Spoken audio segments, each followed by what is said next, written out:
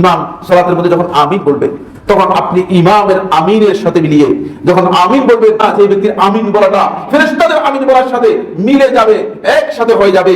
গুফিরা লাহু মা তাকাদ্দামা মিন যামবিহি, তার পূর্ববর্তী যত গুনাহ আছে সবগুলো আল্লাহ তাআলা ক্ষমা করে দেন। সুবহানাল্লাহ। এক মাস না খেয়ে সিয়াম পালন করার যে ফজিলত, ঠিক শুধুমাত্র আমিন বলার ফজিলতের সমান।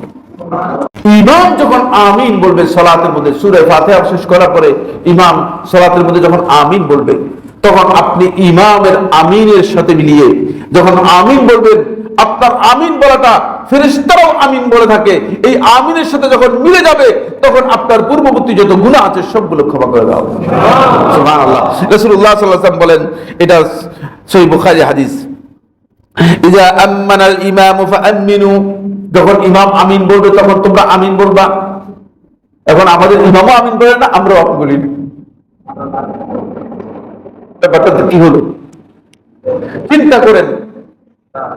আমরা দ্বীন সম্পর্কে না জানার কারণে, দ্বীনের জ্ঞান অর্জন না করার কারণে আমাদের মধ্যে এমন বিভ্রান্তি তৈরি হয়েছে যে আল্লাহ রাসূল সাল্লাল্লাহু আলাইহি ওয়াসাল্লামের সুস্পষ্ট হাদিস থাকার পরেও আমি আর আপনি আমিন বলতেছি না, এবং না বলাটাকে মনে করতেছি বলে দিন, না বলাটাকে মনে করতেছি দিন। নাউযুবিল্লাহ মিন যালিক। না জানার কারণে আমরা দিনটা জানি নাই বলে আমরা দিনটা পালনও করতে পারি নাই, এই দিনটা পালনও করতে পারি নাই। রাসূল সাল্লাল্লাহু আলাইহি ওয়াসাল্লাম বলতেছেন, ইজা আমানাল ইমাম, যখন ইমাম আমিন বলবে তো ইমাম আমিন বলবে, ইমাম আমিন যদি আপনি না শুনেন আমিন বলছে বুঝতে পারবেন? অবশ্যই বলবে, কি আওয়াজ করে বলবে, ফাআমিনু, তোমরাও আমিন বলো। তাহলে ফাইন্নাহু মান ওয়াফাকা তামিনুহু তামিনাল মালায়েকা, কেননা যে ব্যক্তির আমিন বলাটা ফেরেশতাদের আমিন বলার সাথে মিলে যাবে, একসাথে হয়ে যাবে। গুফিরা লাহু মা তাকাদ্দামা মিন যামবিহি, তার পূর্ববর্তী যত গুনাহ আছে সবগুলো আল্লাহ তাআলা ক্ষমা করে দেন।